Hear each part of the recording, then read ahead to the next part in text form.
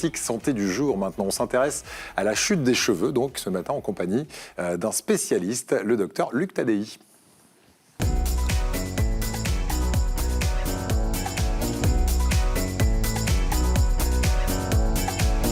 Bonjour docteur Tadei. Bonjour. Merci, c'est pratiquement une émission spéciale Côte d'Azur, puisque vous venez de Cannes vous-même. Exactement. Vous êtes chirurgien capillaire, c'est comme ça qu'on le dit, oui, spécialiste donc de l'implantation des cheveux. Dans un instant, avec vous, on va voir les solutions pour éviter la chute des cheveux. On verra s'il existe de véritables produits ou si la chirurgie est meilleure. Je pense que vous avez un petit avis là-dessus. Vous allez nous expliquer ça dans un instant, mais juste avant, voici ce reportage qui fait le point sur ce qu'on appelle l'alopécie. Regardez. Un seul cheveu vous tombe et vous paniquez déjà. Rassurez-vous, Rome ne s'est pas faite en un jour. Et avant de ne plus avoir un poil sur le caillou, il va se passer un peu de temps. Mais là où vous n'avez pas tort, c'est qu'en France, près de 10 millions de personnes, dont 2 millions de femmes, sont concernées par l'alopécie. Du grec ancien alopekia, qui signifie chute des cheveux, ce terme désigne l'accélération de la chute des cheveux ou des poils. Comme tout mammifère qui se respecte, l'homme perd ses poils au début du printemps pour se refaire un nouveau pelage tout beau tout neuf. C'est donc assez normal de les voir tomber. Mais il faudra se poser des questions quand vous perdrez environ une centaine de cheveux par jour. N'attendez plus pour consulter. Car si le processus ne peut être annulé, il peut être au moins ralenti. Surtout, ne vous jetez pas la pierre, vous n'y êtes pour rien. En revanche, le stress, la fatigue, le manque de fer, de potassium, un excès d'hormones mâles et enfin l'hérédité sont bien les pires ennemis de vos cheveux. Et contrairement à ce que l'on pense, la calvitie n'a pas d'âge. Les premières pertes peuvent commencer dès l'adolescence et le phénomène crâne dégarni s'inviterait même dès la trentaine. Vous l'entendez, alopécie rime avec calvitie, oui, mais aussi avec sexy. Bruce Willis, Zidane ou encore Pascal Obispo continuent de faire chavirer le cœur de ces dames. Alors, laissez donc votre charme opérer.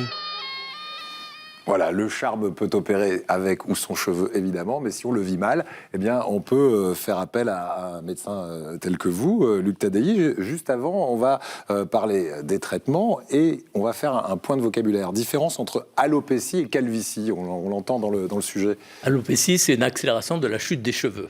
Et la calvitie, c'est le stade postérieur où on a perdu ses cheveux. Voilà. Et on ne le retrouvera pas. Alors, les traitements existent pour l'alopécie. Y a-t-il des traitements efficaces ? C'est un vaste sujet. Parce qu'il existe des molécules.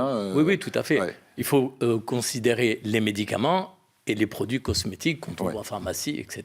Dans les médicaments, aujourd'hui, on a deux types de médicaments. On a le premier qui s'appelle le minoxidil, qui est utilisé depuis des années, et le deuxième qui est sorti il y a quelques années, qui s'appelle la finastéride ou Propecia, qui est aujourd'hui très décrié. Bon. Ces deux médicaments, aucun des deux ne fait repousser des cheveux. Alors, pourquoi le Propecia est-il plus décrié que le minoxidil ? Le minoxidil, c'est quoi comme molécule ? C'est une molécule scientifiquement prouvée pour le ralentissement de la chute ou pour éviter la chute ? C'est le ralentissement de la chute. Le problème du minoxidil, c'est un traitement à long terme. Il faut constamment le prendre pour ralentir la chute. Et si vous arrêtez le minoxidil, tous les cheveux que vous avez conservés, vous les perdez. D'accord. C'est le gros problème. Vous les perdez d'un coup, du coup. Non, petit à petit, mais c'est vrai que si on arrête le traitement, en tout cas... Voilà, le problème est là. Et ça ne marche pas chez tout le monde. Ouais. D'accord. Quel est le problème avec Propecia, puisque vous parliez de ce deuxième médicament ? Alors, le Propecia était présenté comme un produit extraordinaire, mais en fait, on s'est aperçu qu'il y avait énormément d'effets secondaires.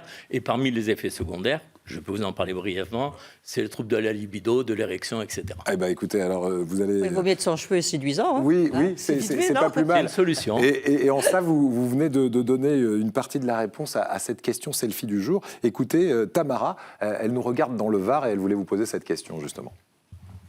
Bonjour, je m'appelle Tamara, j'ai 32 ans, j'habite à Carnaul, dans le Var.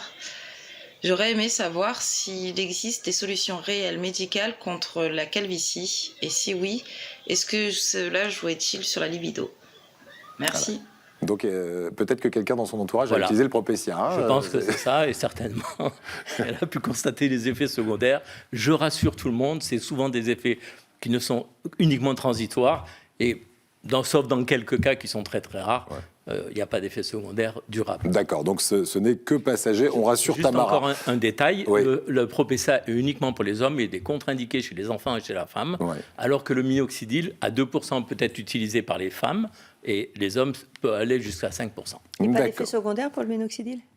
Il y en a des petits, mais c'est pas une contre-indication qui pose problème. Voilà, ça, Mais c'est quand même décrié par les médecins. Il y a des médecins qui pensent qu'on peut donner du minoxidil sans problème et d'autres qui pensent que ce oui. n'est pas nécessaire. Il y a un problème pour les personnes cardiaques avec le minoxidil, Alors, le par exemple. minoxidil, C'est le un minoxidil- vaso Oui, c'est ça. Le problème, c'est ça. dilatateur ou C'était constricteur? Exactement. Ouais, C'est- vasodilatateur. Bravo. Ouais. Ouais, non, mais je me suis un C'est petit peu renseigné. renseigné. Bah, attendez. Tu vois Pas très beau chauve, je t'assure. C'est ça, Très, non, très non, beau. mais je suis concerné, je le dis. Ah, tu l'as vu, il y a beaucoup plus d'hommes que de femmes, hein, donc. Oui, c'est Et voilà, tu es forcément. Attention, 2 millions de femmes tout de même, tu n'es pas à l'abri, Virginie. On va regarder maintenant ce qui fonctionne. Vous êtes médecin, vous me dites les implants capillaires. Alors évidemment, vous prêchez pour votre paroisse, mais d'abord, dans quel cas peut-on faire des implants capillaires? Et dans quel cas ne doit-on pas faire des implants capillaires? Alors, ça n'engage que moi. Ouais. Je refuse de greffer les jeunes de moins de 25 ans. Pourquoi? Parce que quand vous avez 20 ans, 21 ans et que vous commencez à avoir une alopécie ou un début de calvitie qui est important, vous êtes susceptible à 40 ou 45 ans de devenir un grand chauve. Et le problème, c'est que si à 20 ans ou 21 ans, vous vous êtes fait mis des implants sur le devant et que derrière, la chute continue à évoluer, vos implants, vous ne les perdrez jamais. Ouais. Et donc, le résultat peut être plutôt... Oui. Plutôt décevant. terrible. Oui. Alors, les implants, on ne les perd. T'as juste la frange, là, en fait. C'est ça. Hein Et ce qui est important, Virginie, c'est que, on l'a entendu, les implants, eh bien, ils restent à vie. Où est-ce qu'on va aller chercher ces implants? Combien de techniques existent-ils? Ce que je veux d'abord expliquer, pour qu'il y a beaucoup de gens qui font des erreurs, la greffe de cheveux, c'est un déplacement de cheveux. C'est-à-dire qu'on prélève des cheveux dans la couronne tout autour. La couronne, c'est à l'arrière de la tête. Exactement. Là où on est susceptible de ne pas la perdre, de ne pas perdre ses cheveux, et on les transplante dans les endroits où on n'en a pas. Mais ce qu'il faut bien comprendre, c'est que quand vous prenez un cheveu ici, il ne pousse qu'un seul cheveu, et le cheveu que vous avez pris sur l'arrière ne repousse pas. On ne peut pas éternellement puiser de derrière pour mettre devant. On ne peut pas piquer des cheveux à sa sœur ou à son frère. Non plus, ça ne marche pas. On D'accord. fait, Ah, je- Ah oui, ça, c'est- Moi, je t'ai ça, c'est pas en donné dommage. un peu, j'en ai pas mal. Donc. Ouais, on fait non, mais des autogreffes et pas des hétérogreffes. on ne peut pas faire des greffes à partir Alors, d'autres actuellement, cheveux, ça même ne de marche quelqu'un pas. de sa famille. Même Ok. quelqu'un, même son frère et sœur, sa maman. Alors, combien de techniques existent-ils? Parce que je crois qu'il y en a deux au moins Oui, il qui y a habitent. deux grosses techniques. En fait, la greffe de cheveux, c'est deux étapes. Le prélèvement et l'implantation. Et les deux techniques diffèrent par la méthode de prélèvement. C'est-à-dire la première étape où on prélève derrière. Traditionnellement, il y avait la technique de la bandelette où on prélevait toute une bandelette de cuir chevelu et on découpait ensuite les implants dans cette bandelette. L'inconvénient de cette technique, c'est qu'elle laissait une cicatrice. Ouais. Et cette cicatrice, qui était plus ou moins fine en fonction des personnes, gênait les gens qui envisageaient de se raser la tête. D'accord. Donc, on a inventé une deuxième technique qui s'appelle la FUE, où au lieu de prendre une bandelette qui fait une cicatrice, on prélève des Cheveux. petites carottes, Par cheveux. cheveux par cheveux. D'accord. Quelle Alors, est la... ceux-là, ils tombent jamais, ceux qu'on a prélevés et Comment qu'on a plantés ailleurs. Alors, s'ils ont été prélevés dans une zone où vous êtes susceptible de ne pas les perdre, oui, mais si par exemple, vous avez 20 ans et je vous prends des cheveux à cette zone-là, et 20 ans plus tard, vous perdez plus bas que là où ça a été prélevé, Voilà. Vous aurez un petit toupet ici, mais plus rien en dessous. Voilà. C'est ça l'idée. C'est pour ça que quelqu'un qui va devenir complètement chauve, c'est pour ça. évite. Voilà, c'est pour ça que tout le monde n'est pas greffable. Ouais. C'est douloureux, l'une ou l'autre technique, parce qu'on Non, a bien c'est compris sous qu'on scalpe anesthésie dans une technique. C'est sous anesthésie locale et sincèrement, tous les gens qui ont fait des tatouages ont trouvé que c'était moins douloureux que le tatouage. C'est moins douloureux que le tatouage. Il y a beaucoup de séances, j'imagine. Ça Ça dépend de ce qu'on veut, en fait. Tout dépend de la surface à couvrir, tout dépend de l'âge en fonction. Non, mais on ne peut pas maximum, on fait 2-3 séances maximum dans toute une D'accord. vie. Dans toute une Ah vie. oui, dans toute une Toute une vie. On ne peut Combien, pas éternellement prendre pour remettre de là où il vous manque des cheveux. combien ça coûte en moyenne pour, on va dire, une alopécie moyenne? C'est très difficile de répondre à cette question, mais je vais vous donner une fourchette entre 3 et 5 000 euros la séance. Entre 3 et 5 000 euros la séance. Dernière question. C'est un budget quand même, hein, si on fait 3 séances. Oui. Mais après, c'est en fonction de... Ça encore dure une fois. entre 4 et 7 heures. Donc, c'est Oui, non, mais bien sûr. où c'est une équipe entière. C'est Ouais. pour ça.